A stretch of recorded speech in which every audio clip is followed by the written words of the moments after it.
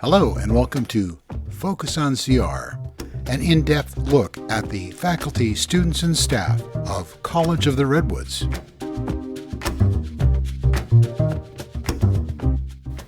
Hello and welcome to Focus on CR. This is a show where we talk to students, staff, and faculty at College of the Redwoods about the exciting things that they do. My name is Ruby Gustafson and I'll be your host.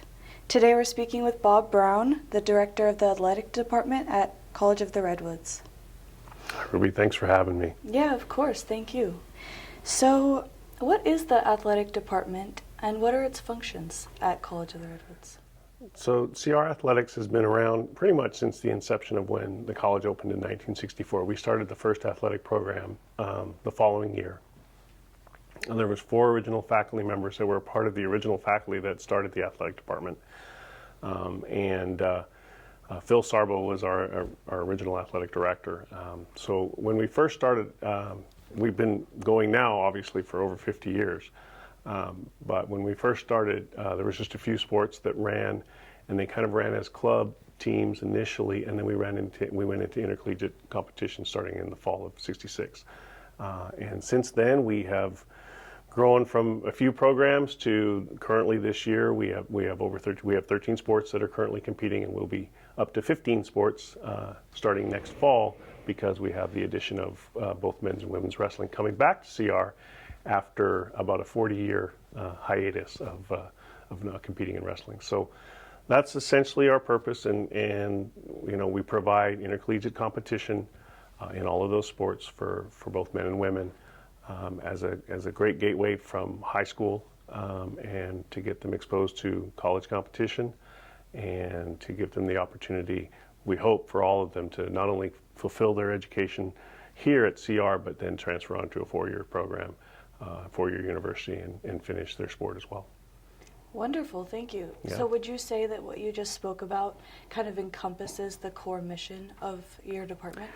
Yeah, for sure. I've been at College of the Redwoods since 1996. I came in as an assistant baseball coach, and then I took the job over the following season. And so I was fortunate enough to be mentored by some of the originals actually here at CR, and the original coaches. Tom Giacomini was the athletic director at the time, and he was the former baseball coach. Bill Treglown, who was a legend around here as far as basketball coaching, and Dave Banducci and Bob Seaman, Mike Cox, some of these guys that had been around for quite a few years. And so they were outstanding mentors to me and in my young coaching career, and really sort of taught me sort of the importance of, when you talk about the core mission, of us really working together as a department, despite the fact that we're each coaching our own individual sport, and we're obviously striving for our own individual teams to be successful.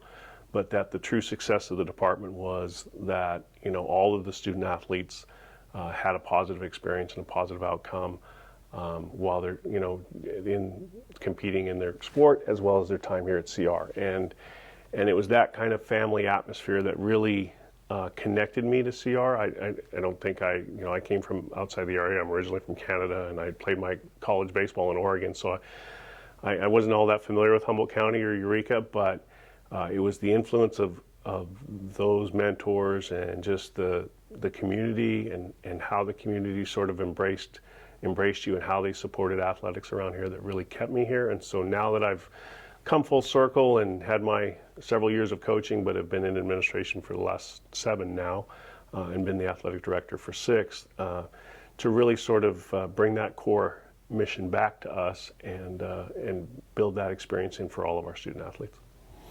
Wonderful, yeah. So you talk a lot about support and community being really important. Mm-hmm.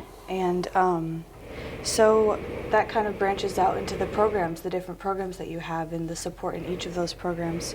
So what programs are offered at the department? Yeah, so currently our sports that we have on the women's side we have cross country, volleyball, basketball, soccer, softball. We're bringing in, we have women's tennis, and we're bringing in, like I said, women's wrestling. On the men's side, we have football, baseball, basketball, soccer, cross country and track, same thing for the women. And we're going to be adding wrestling this next year as well. So yeah, there's 8 total sports for the females to participate and 7 for the men. That's a lot. Yeah, That's great. it is certainly a lot for the fact that the college itself is pretty isolated with regards to other community colleges that are in California, and so we've been given great support over the years, and through all the ups and downs that come within education and things like that. But for being a smaller sort of rural area and community college, and the closest nearby college to us is 2.5 hours away in Mendocino, and for a lot of the community colleges that are in the Bay Area or Southern California, they're all within 45 minutes of each other. So for us, it's a big commitment with the travel and the amount that we have to travel with in order for the teams to compete, and it's a huge commitment the student athletes need to make in order to be successful here. And so over the years, it even makes it more important with some of the adversities that we have to face, that we have a good, solid core mission and support from the administration like we have, and the community, which we do, in order to be able to run that many sports, for sure. Yes, absolutely. Yeah. So continuing on that topic of support, what kind of services does your department offer? So in addition to obviously the opportunity to compete, all of the teams also have what's considered a non-traditional season, which is basically the time for them to be able to do some conditioning and to be able to get prepared for their seasons each year. So each of the sports pretty much can be considered a year-round activity while you're in school, so it's not just the season that you're competing in. And I think the biggest thing that really has become the backbone and the essential of our sustainability is our academic support program, which is called our Cap and Gown program. Cap and Gown has become an extension of practice. It's an extension of what we do, and it's a part of our culture. And I think for a lot of years, we always had support academically from support services and student services, but it was kind of sort of mismatched all over the place. And so it depended on how it really met the needs of everyone. And what Cap and Gown has allowed us to do is it's a non-credit class, which is, again, it's 80 hours a semester, so it comes up to 5 hours a week for the student athletes, of which they're all registered in. And we all kind of have the same mission on how we're going to provide support, whether it's through tutoring services or whether it's counseling or whatever other student services, DSPS, EOPS, whatever connections that they need. That Cap and Gown program provides that. And it also obviously allows for time where, again, you're with your teammates, you're gaining sort of that student experience as well of feeling support from your teammates that's not just on the field or not on the court, but outside of that in order to be successful in the classroom. Because the key is, their sport may be the reason why they came here, because they want to compete at that collegiate level, but really and truly their education is what's going to provide them their opportunities for the rest of their life. We make it pretty clear when they come in, as much as we'd love to see them all play in the big leagues or NFL football or whatever the case may be, that less than 1% of any college athlete is going to play professional sports. So your education and making sure that you get that being facilitated because you have the ability to play the sport is the key focus for them to provide those opportunities in the future.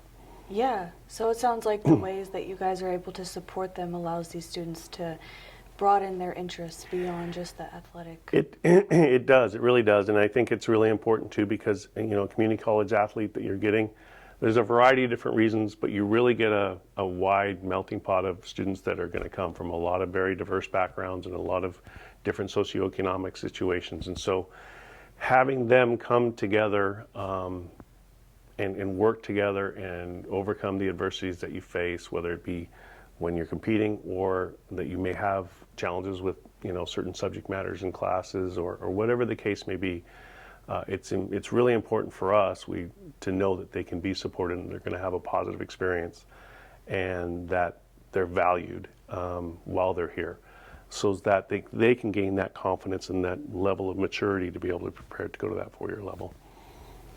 Yes, thank you. You bet. So how many students participate in your programs roughly currently? Yeah, so right now, this year with the full 13 sports back and us having full seasons again and sort of post-pandemic, we're going to be just under 250 athletes for this year, 250 full-time students, which is great. about 185, or no, that's not about 165 are male and about 95 females.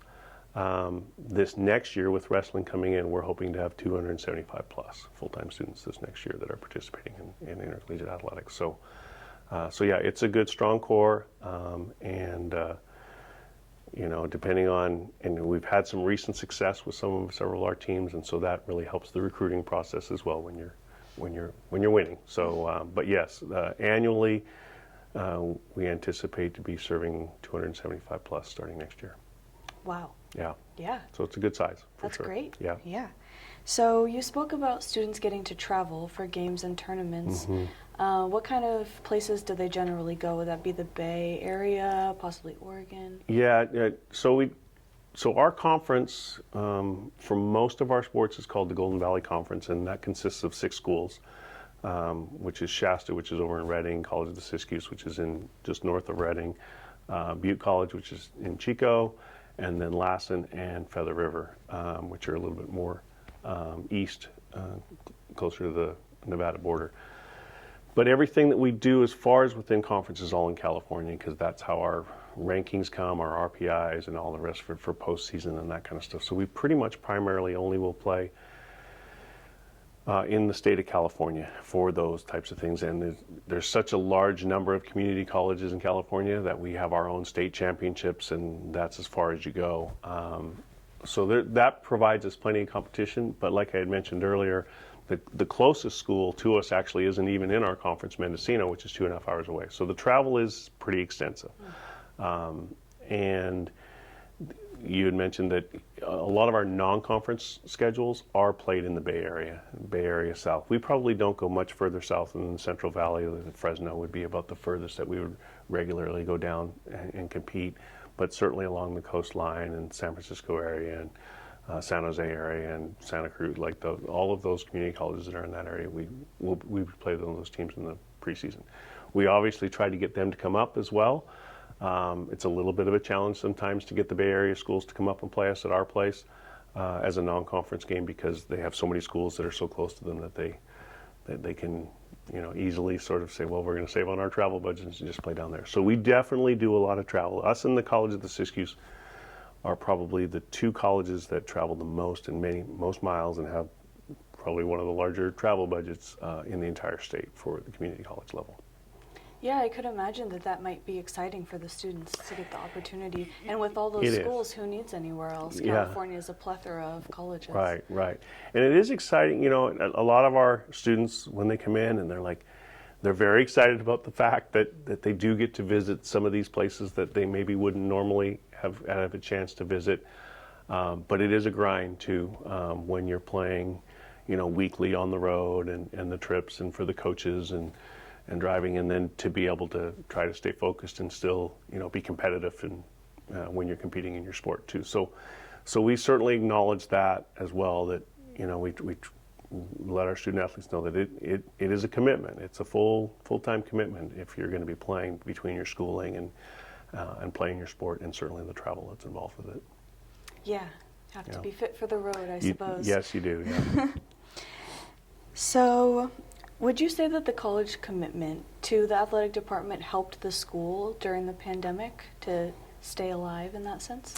Yeah, absolutely. Like, I think, the pandemic for all of us was such a challenge, and then created a lot of uncertainty. It created a lot of even economic uncertainty as far as for the college at the time. And obviously that first year, when in 2020 and through 2021,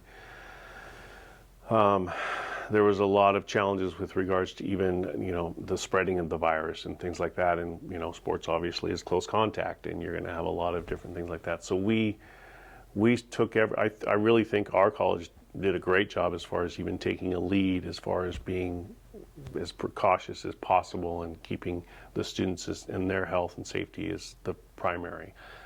Obviously, we had to discontinue some competition through the course of that year, but throughout that time, our core staff, remained intact, and I remember our athletic trainer and myself and and our athletics program coordinator, we all kind of became COVID managers in many ways, as far as a lot of our responsibilities shifted, and always had to we always were taking in consideration COVID. But through it all, we were able to do still some practicing and keep the teams together. And ultimately, in the spring of 21, we were able to have sort of modified competition seasons.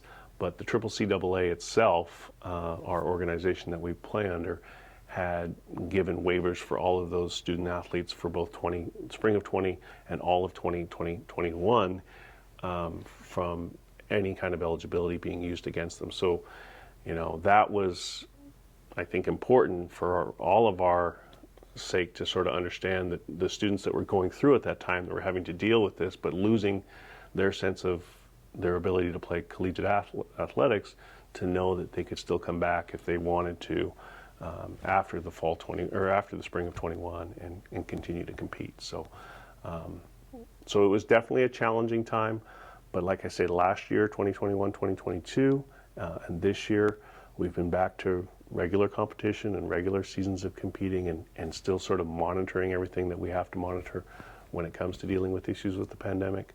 But the district and our college and the community, again, have just been a tremendous support. And when we came back, and again, we have this last year, we've had some good success and things like that. The support, whether it's been financial or whatever's been necessary for us to kind of get all the student athletes back out there and competing and doing what they need to do to feel supported, they've had our back for sure. Yeah, I could imagine with all of the isolation that having that connection for the students was very really important. be important. Yeah, it was very important during that time, and especially when they weren't used to being able to not do their routine, right? Yeah. And that's the kind of the routine of what athletics does and what it teaches you and discipline and that kind of stuff. So the adversity that we faced during the pandemic was certainly something unique for everyone. And but I thought during that time we held it together pretty good. And like I say, the administrative support and the community support has always been outstanding. It's the primary reason why I've been at CR for 27 years, and it continued to be that way during those challenging times. Thank you. Yeah, you bet. So you had mentioned earlier that College of the Redwoods is adding a new men's and women's wrestling team. Mm-hmm. I really want to highlight that and talk about that for a second. Beyond just adding more students to your department, what kind of benefits are you seeing to come from that? What are you hopeful for? So when we first explored bringing wrestling back, wrestling, like I say, was an intercollegiate sport here for the men back in the 70s, and they were very successful. But one of the challenges that came with that was there was no women's programs at that time, and the other challenge was the season coincided directly with football. And football, there's a lot of both football and wrestlers at the same time. In high school, they can do both because your high school season football ends and then your wrestling season begins. So that's one of the things I think that kept it away for as many years as it did as far as on the men's side. But the growth of the women in wrestling has been phenomenal over the last, I'd say, handful of years now. And a lot of our local high school programs have very strong girls teams. And so initially that's when I was first researching it and we were first sort of looking at the thought about bringing wrestling back, it was to focus primarily on bringing it back as with just the girls competing. But all of that went so well, and we figured, well, we're buying the same equipment. The wrestling mat's a wrestling mat, and the president, said, he goes, well, what do you think about bringing the men's program back as well at the same time? And so that's really how that came to fruition. And I said, well, let's go for it. If we can manage everything, and we certainly take into consideration our Title IX obligations and things like that in making those decisions. But it was really the growth of the women's program that's been going on locally in the high schools and just even nationwide with girls wrestling and women's wrestling. That was the reason why wrestling was resurrected per se. And like I say, we're just excited to be able to bring both programs back. And so we're in the process right now of, I was actually at a wrestling meet, the local high school wrestling meet last night, I'm going to go again Saturday morning to meet some other coaches. So we're in the process right now of identifying a coach that could potentially do, we may have two coaches that each do program, or if the coach has the experience and wants to do both programs, we could have one coach do both programs, because the men's program is going to be a fall sport and the women's program is a spring sport. So that's how we split it up at the collegiate level. And it's exciting for the CCCAA because this spring, we're not starting until next year, but this spring is the first year that they're going to have the women's programs running. So it'll be good knowledge for me to gain as far as to understand sort of what we're going to need to do to be successful and how we're going to need to blend in, what the travel is going to be like, and kind of get all that groundwork laid out. So I'm hoping to have a coach in place, or coaches in place, by about the middle of March, so that they can have some time to maybe obviously begin recruiting, as well as maybe even some preseason conditioning type thing into preparation for next fall. Excellent. Yeah. So you brought up coaches a little bit. I want to kind of expand on that. How many coaches right now do you have employed? So right now I have 10. We have Coach Elmore, Reed Elmore, he's the master of all trades. He's our head coach for both the men's and women's cross country and men's and women's track. So he covers 4 sports. His assistant, Eric Wright, is critical as well, and Eric runs all of our field events essentially for the track program. And then every other sport has their own head coach. So Reed covers 4, and then the rest of them are each for their individual sport. So we have 10 total, and we're obviously looking to add an 11th or 12th here with wrestling. And they all do a great job. I think the challenges with coaching at this level sometimes, we're not Division I programs or even Division II programs where you have the ability to offer scholarships or anything like that. So, and travel is expensive, again, like I had mentioned earlier.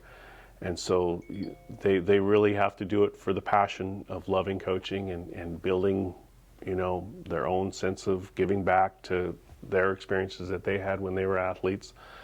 And I really feel good about the coaching staffs that we have now for each of our programs, because they're all unique people and they all bring their own personalities, but they work really well within the core mission that I'm trying to sustain within our program right now. And I think we have a really solid group. And again, we've been really fortunate these recent years, at least, with some of the success that we've had with certainly our basketball program and its championships. And Reed's had great success even this past year with his championship, as well as he had a state champion cross-country runner. And so those kinds of things have really helped build our success as a department. And it's essential that the people that are running it are the key to that, and they've all done a great job. Thank you so much. Yeah, you bet. So, after briefly reviewing your department's most recent expense report, I noticed that rather than breaking or even overspending, that your department was able to manage to turn a profit. Do you have any advice on how to make that attainable for other colleges? Well, my coaches will say he just says no to us all the time every time we say we want to buy something, but that's not true. I think the biggest thing within it is, budgets are there for a reason, and because we do have to really sort of look at what our expenses are because of travel. Certainly fundraising is a critical component of us not only sustaining to be able to stay within our budgets, but then to be able to fundraise so that we can provide the student athletes, some of those extra things that come with being a student athlete that make you feel connected, make you feel special, whether it's a nice sweatshirt or whatever case may be, the new uniforms that, we got to go through uniforms every couple of years and things like that, making sure the equipment's, safe, and also our facilities is a big priority. So some of the exciting things that we have coming on board is that we're in the final stages of state approved new buildings for both the physical education complex and our field house. So those are going to be erected, and we're going to be moving into them hopefully within the next couple of years. And so that's an outstanding thing for us to look to be moving into modern facilities, because facilities are such a critical component of how students, when participating in athletics, make their decisions. And and then the next is really taking care of our coaches and trying to, have them be in a situation where they know that they can make a living out of this. They're not going to necessarily get rich out of being a coach, but that they can make a living out of it. So being supported that way, and if they feel that, then they also will understand that they have to have that sense of responsibility towards the budget and their spending and things like that. And if they want to be able to purchase some extra things, then, they got to just hit the pavement a little bit harder when it comes to the fundraising. And that's the area, again, where our community has just been outstanding, right? People, we all have different things, but our community has really gotten behind our local athletics, and I think our local athletes when they come and play and compete at CR, and they've always been very generous with their donations, and whether it's been through the auction or just some of the smaller fundraisers that we have. So that's all a piece of it. But yeah, when it comes to their budget, I wouldn't say I'm a stickler, but I'm pretty conscientious of saying this is what the district is affording you, and this is what we got to stay within. And they've all been really good about doing that. Yeah, so it sounds like just being aware of your responsibilities Sure. and being able to implement that behavior. Yeah, just being responsible with it, exactly, and being accountable to your job, and then you can make it work. And when you have some success, or when we go to postseason and things like that, then there's some extra costs that come with that. But the district has always helped out and and made that happen. So I think those are the areas where, again, and then when you're successful, there's people that generally tend to get behind you more too, of helping out, supporting financially if they need to. Well, the numbers back up what you're saying in spades, so Great. Well, that's good to hear. kudos to this university.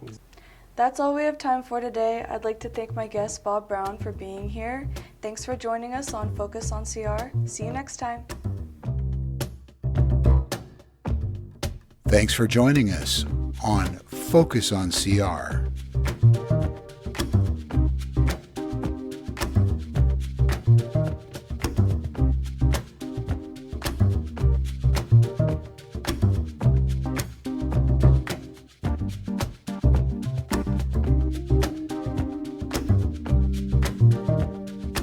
Focus on CR is produced by Access Humboldt.